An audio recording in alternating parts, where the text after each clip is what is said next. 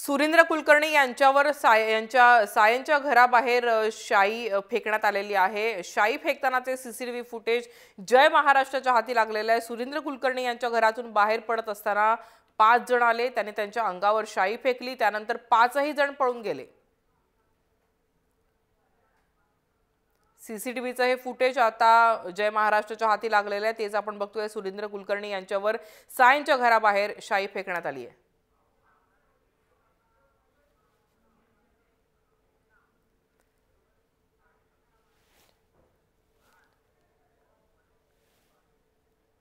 सुरेंद्र कुलकर्णी यांच्यावर शाई फेकलेली आहे। शाई फेकीचं जे सीसीटीव्ही फुटेज आहे ते आपल्याकडे आलेलं आहे।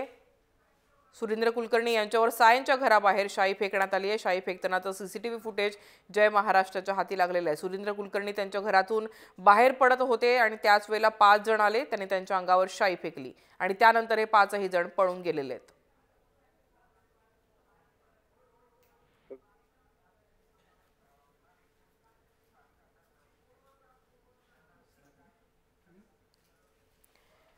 वरळीचे आमदार शिंदे साहेब आपल्या सोबत आहेत। शिंदेजी, मला एक सांगा, आता शिवसेनेची नेमकी काय भूमिका आहे?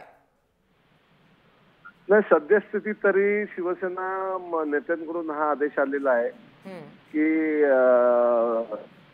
काही काळाकरता हे आंदोलन तुम्ही मागे घ्या आजच्या विषयाच्या संदर्भाने। वरिष्ठ लेवलला कोणी मध्यस्थी केली असेल वगैरे मला माहित नाही, परंतु नेत्यांकडून हा निरोप आल्यानंतर शिवसेनेक शेवटी आम्ही आदेशाचे बांधील असतो। आम्ही इकडचे आमचे जे काय आता आम्ही आक्रमक आंदोलन करणार होतो, सध्या तरी आम्ही या ठिकाणी शांत आहोत। पण मग शिवसैनिकांमध्ये नेमकी काय प्रतिक्रिया उमटते? कारण असं कळतंय की शिवसैनिकांनी या आंदोलनाची संपूर्ण तयारी केलेली होती।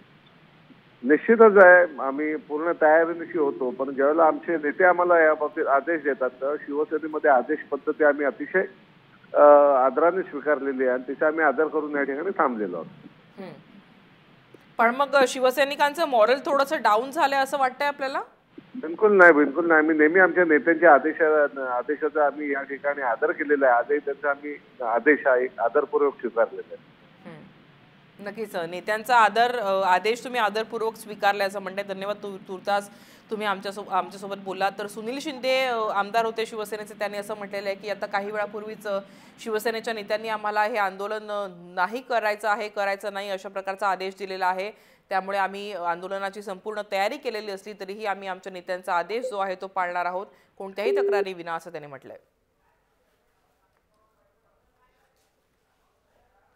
आपण हे जे फुटेज बघू शकतोय जय महाराष्ट्राच्या टीव्ही स्क्रीनवर, ते सुरेंद्र कुलकर्णी यांच्या सायंच्या घराबाहेरची दृश्य आहेत।